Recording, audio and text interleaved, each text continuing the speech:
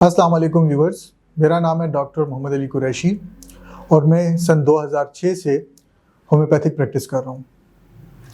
मैं आज जिस टॉपिक के हवाले से बात करना चाहता हूँ वो ज़रूरी इसलिए है क्योंकि हम लोग अपनी प्रैक्टिस में आजकल बेइंतहा ऐसे मरीज़ देखते हैं जो कि पित्ते की पथरी के साथ आते हैं।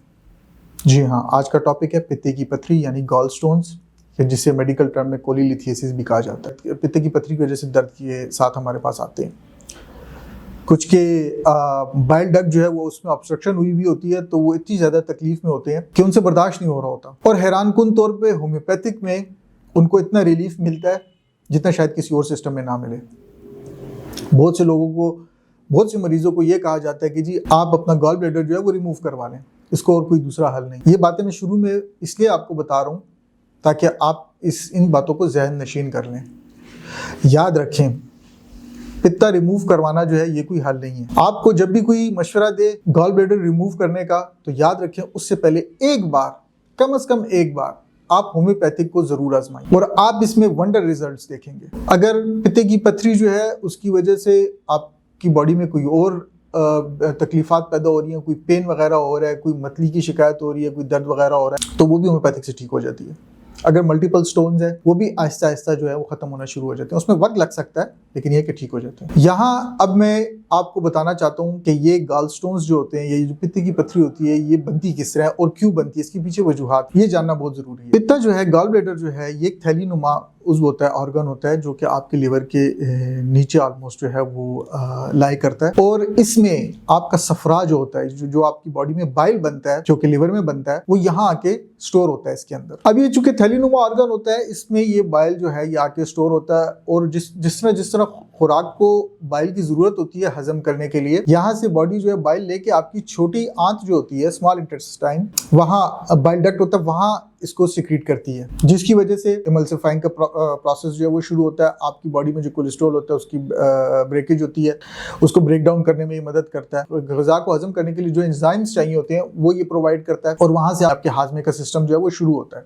लेकिन अगर किसी वजह से आपके बाइल जो है उसकी प्रोडक्शन कम हो रही है, तो ऐन मुमकिन है कि आपके पित्ते के अंदर जो है वो कोलेस्ट्रॉल की पथरियाँ जो है वो बननी शुरू हो जाएं। मोस्टली पथरियाँ जो होती हैं कोलेस्ट्रॉल की बनी होती हैं और होता ये है कि ये बाइल जो होता है ये वक्त के साथ साथ आपके गॉल ब्लैडर में, आपके पित्ते में सॉलिड फॉर्म में आना शुरू हो जाता है। इसको मेडिकल टर्म में स्लज भी कहा जाता है। अक्सर जब आप अल्ट्रासाउंड करवाते हैं तो उसमें ये चीज़ मेंशन होती है कि स्लज बना हुआ जो है वो नज़र आ रहा है गॉल ब्लैडर के अंदर। ये बाइल जो होता है, सफरा जो होता है, ये गाढ़ा होना शुरू हो जाता है और आहिस्ता आहिस्ता सॉलिड फॉर्म में आता रहता है। फिर एक कंडीशन ऐसी आती है कि पथरी की फॉर्म में चेंज हो जाता है। वहाँ से एन मुमकिन है कि मल्टीपल स्टोन्स भी बने, मल्टीपल पथरियाँ भी बने, या कोई एक आध पथरी बने जिसका अपना कोई साइज़ हो, जो कि नॉर्मली अल्ट्रासाउंड के अंदर शो हो जाती है। कभी कभार ये जाके बाइल डक्ट को ब्लॉक कर देती हैं और वहाँ से बाइल जो है वो वापस रिवर्स आना शुरू हो जाता है, पित्ते के अंदर जमा होना शुरू हो जाता है और लिवर जो है उसमें डैमेज होना शुरू हो जाता है और जिसे हम जॉन्डिस कहते हैं या जॉन्डिस भी कहा जाता है, यरकान की कंडीशन जो है वो नमूदार हो जाती है। बॉडी एकदम जो है वो पीली होनी शुरू हो जाएगी। आपके राइट हाइपोकॉन्ड्रियक रीजन जहाँ आपका लिवर सिचुएटेड होता है, यहाँ शदीद किस्म का दर्द शुरू हो जाएगा, उल्टियाँ आनी शुरू हो जाएंगी। मरीज़ जो है शुरू में लेथार्जिक फील करता है, उसके बाद उसको एब्डोमिनल पेन शुरू हो जाते हैं। तो ये भी एक बड़ी ख़तरनाक कंडीशन होती है कि जो आपके गॉल स्टोन्स की वजह से बन सकती है।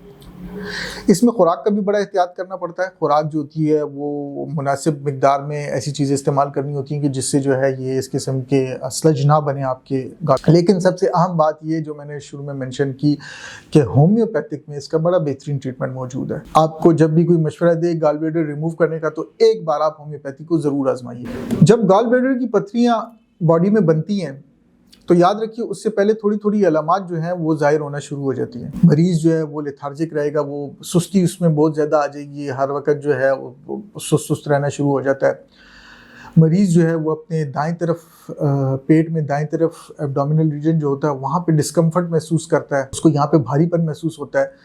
पित्ते की पथरी का एक दर्द जो उसको जिसके ऊपर हम इसको स्पेसिफिकली जो है वो डायग्नोजिंग में हमें बड़ी मददगार साबित होता है, वो ये होता है कि ये दर्द जो है ना आपका, जो आपके जिगर की साइड पे जो होता है थोड़ा राइट साइड पे, ये आगे से पीछे कमर की तरफ जाता है। ये इसका बड़ा एक स्पेसिफिक सिम्टम। इसकी बुनियाद पे अक्सर जब हमें शुरू में ही पेशेंट जो है वो इस किस्म का सिम्टम हमें जब बताता है तो हम रिकमेंड करते हैं कि हम उसको अल्ट्रासाउंड जो है वो एडवाइस करें, ताकि हमें एक चीज़ क्लियर हो जाए।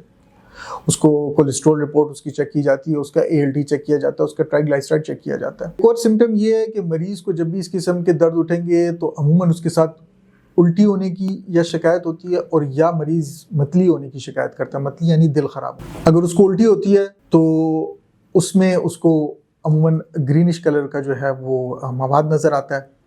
जब वो हैवी खुराकें करता है, ऑयली चीज़ें खाता है, मुरगन गज़ाएँ खाता है या चावल खाता है, तो उसके बाद उसको दर्द होना शुरू हो जाएगी और फिर आहिस्ता आहिस्ता उसको मतली होगी और फिर इवेंचुअली वॉमिटिंग करेगा। कई बार ये दर्द जो है एन रात के टाइम जो है उठने लग जाते हैं। एक और सिम्टम जो हम देखते हैं कि हमारे पास जो मरीज आते हैं वो अक्सर इसका जिक्र करते हैं कि आपका जो एब्डोमिनल रीजन है इसमें बर्निंग होती है। आपके दाएं से बाएं तरफ का जो रीजन होता है, और ये बर्निंग जो होती है ऐसी होती है जैसे कोई बेल्ट पहनी, जिस तरह आपने बेल्ट पहनी होती है, जिस तरह एक शख्स बेल्ट पहनता है तो उस सर्कमफ्रेंस जो होता है आपके बॉडी का, उसी के सर्कमफ्रेंस के मुताबिक उसको इस किस्म की बर्निंग महसूस होती है। और ये बर्निंग पेन भी हो सकती है, पेन के साथ भी हो सकती है, पेन के बगैर भी हो सकती है। ये भी कोलीलिथियासिस का, पित्ते की पथरी का एक सिम्टम होता है जिसको हम मद्देनजर रखते हैं।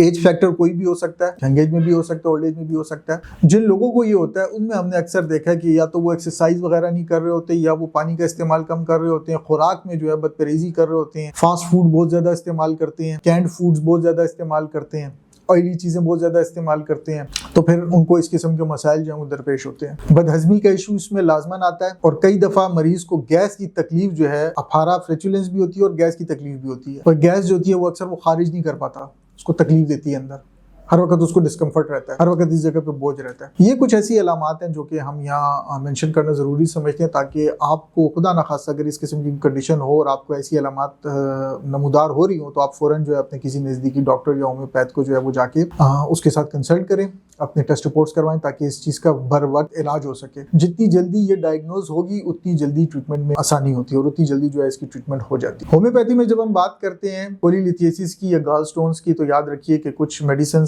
ऐसी हैं कि जो कि अलामात के मुताबिक दी जाती हैं, जैसे कोलेस्ट्रीनम। अलामात जो भी जा रही हो, जो मरीज अलामात आपके पास लेके आएगा उसकी मेडिसिन तो आपने उसको प्रिस्क्राइब करनी है, लेकिन कोलेस्ट्रीनम एक ऐसी मेडिसिन है जो कि अमूमन हम हाई डोज में 1 mg या CM में शुरू में चलाते हैं, ताकि अगर कोई स्लज वगैरह वहाँ बनी हो या जो आपकी कोलेस्ट्रॉल की जो पत्थरियाँ होती हैं उसके ऊपर इफेक्ट करे और उससे आपको आराम आए और ये पत्थरियाँ जो है घुलनी शुरू हो जाए, आहिस्ता आहिस्ता घुलनी शुरू हो जाए।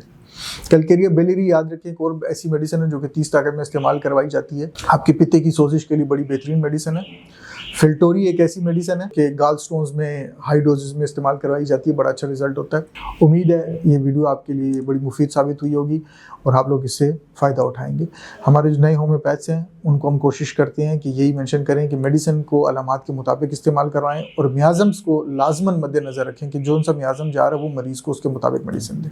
बहुत शुक्रिया।